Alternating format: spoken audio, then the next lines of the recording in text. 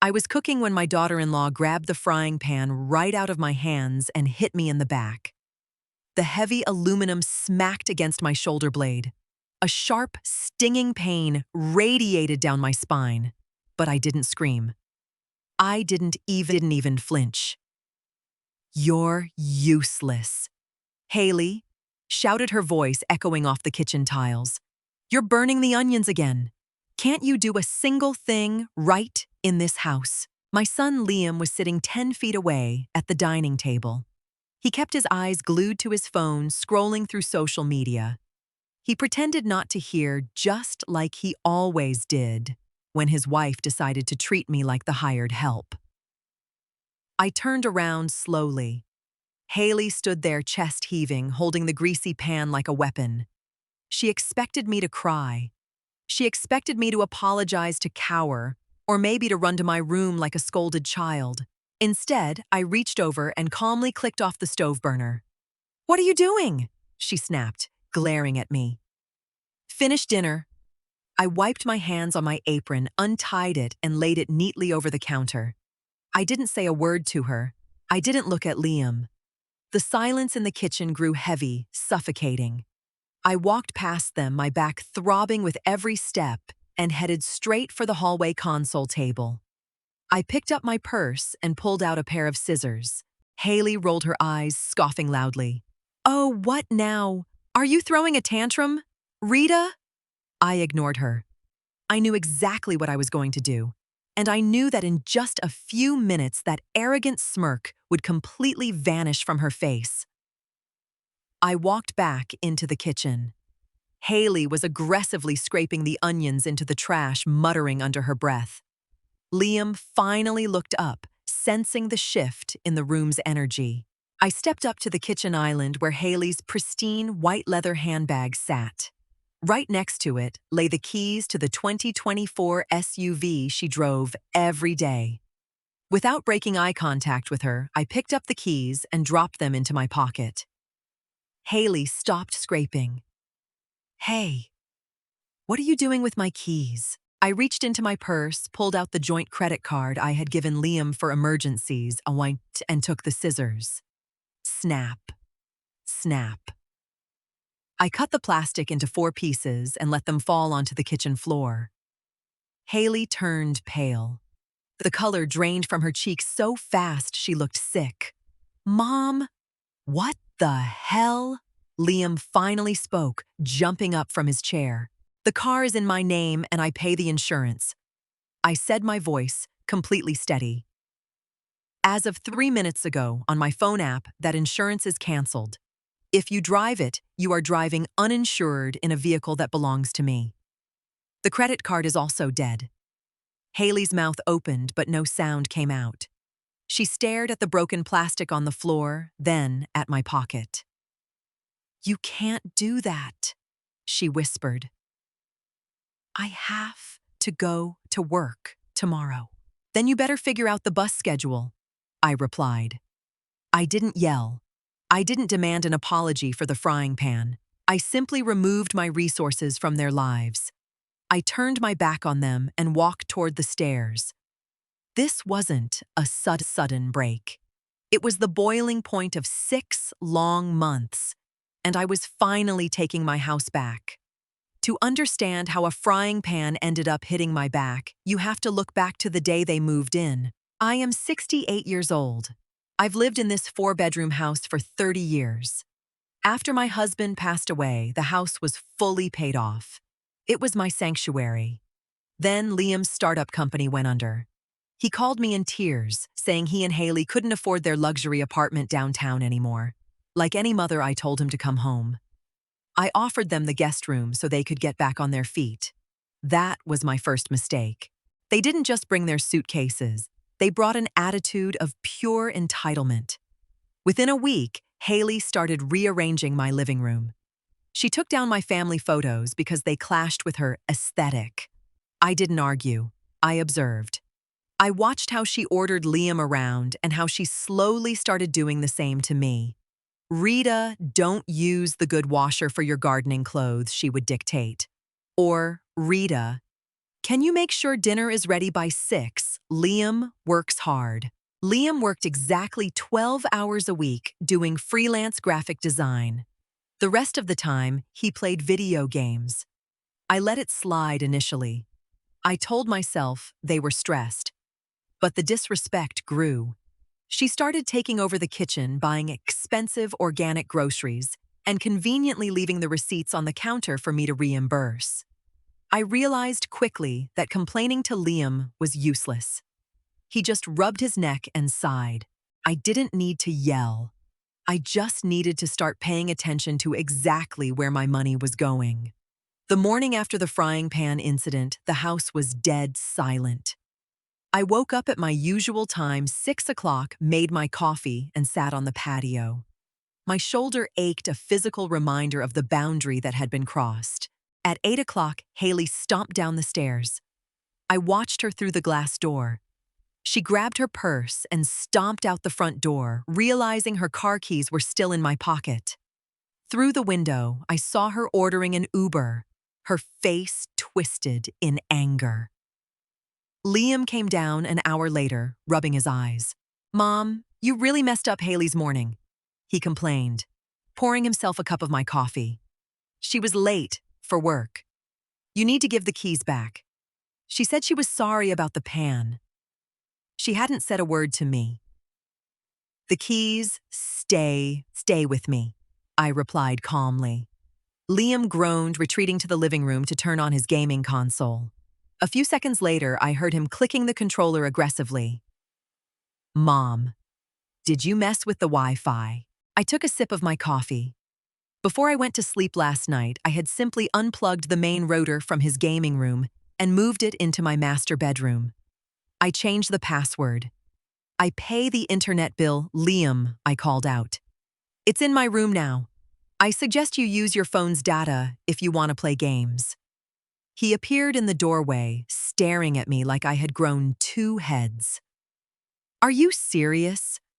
How am I supposed to work? You work 12 hours a week," I noted. "You can go to the local library. It's free." I watched him process the fact that his comfortable free ride was coming to a screeching halt. 3 days passed. Haley was forced to take ride shares to her receptionist job, burning through her own paycheck. The tension in the house was thick enough to cut with a knife. On Friday evening, Haley walked through the front door, carrying 3 heavy bags from a high-end grocery store. She slammed them onto the kitchen island. I was sitting at the table, reading a magazine.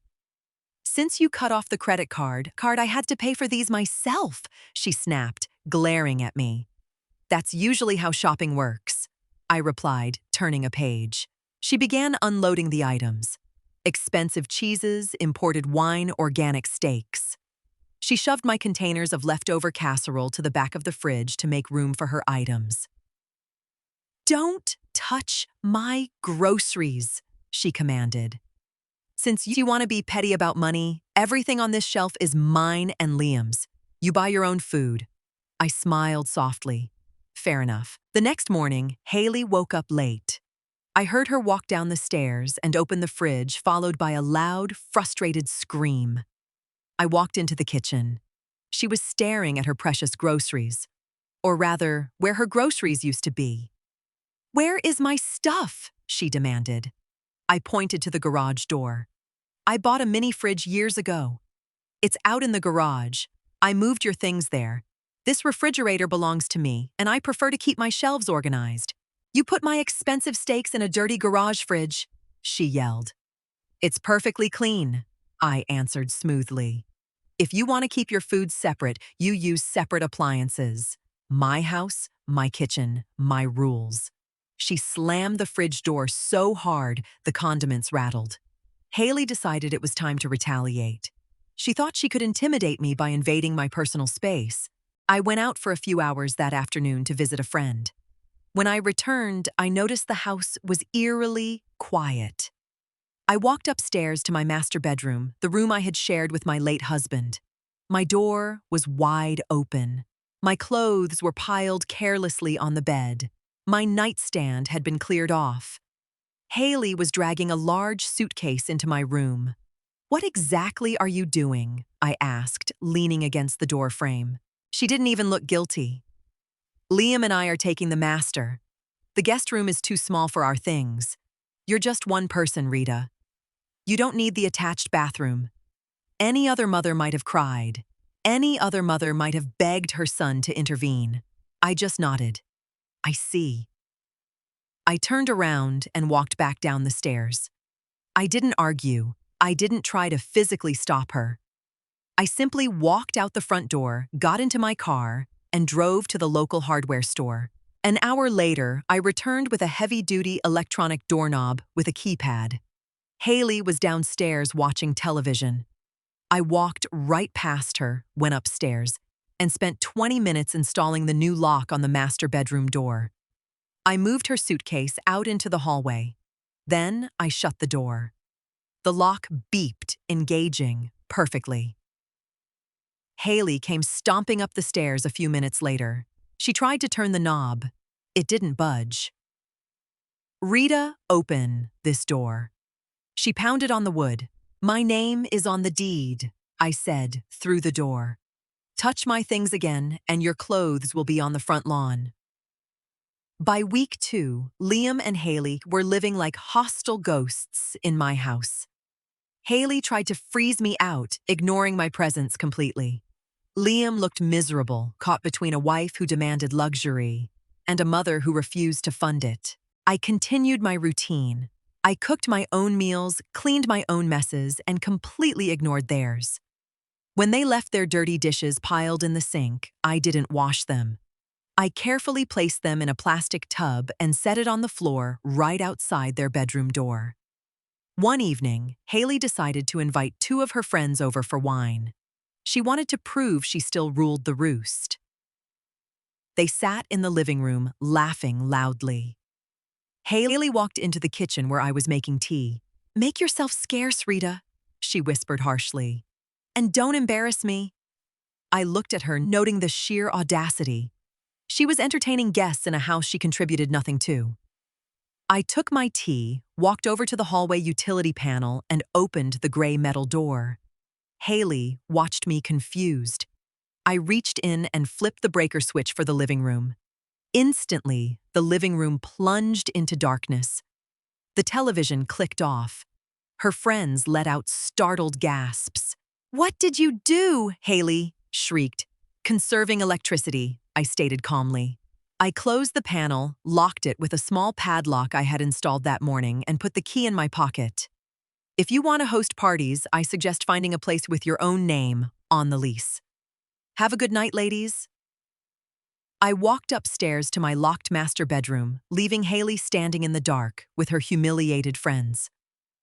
The morning after the blackout, Liam knocked on my bedroom door. I opened it. He looked exhausted, bags under his eyes. Mom, you have to stop this, he pleaded. Haley is threatening to leave me. You're making it impossible for us to live here. I'm not making it impossible. Liam, I corrected him gently but firmly. I am simply living in my own house, on my own money. If Haley leaves you because she can't drive my car and use my electricity, then you need to ask yourself why she married you in the first place. He rubbed his face, frustrated. We can't afford to move out right now. You know my business failed. You have 2 hands and a degree, I replied. You can get a job, any job. I walked past him and headed downstairs. Haley was in the kitchen packing her expensive handbag. She glared at me with absolute venom. You think you're so smart, you bitter old woman, she spat. You're destroying your relationship with your son over a few bills. It was never about bills, Haley. It was about a frying pan to the back. It was about disrespect. I reached into the kitchen drawer and pulled out a single sheet of paper.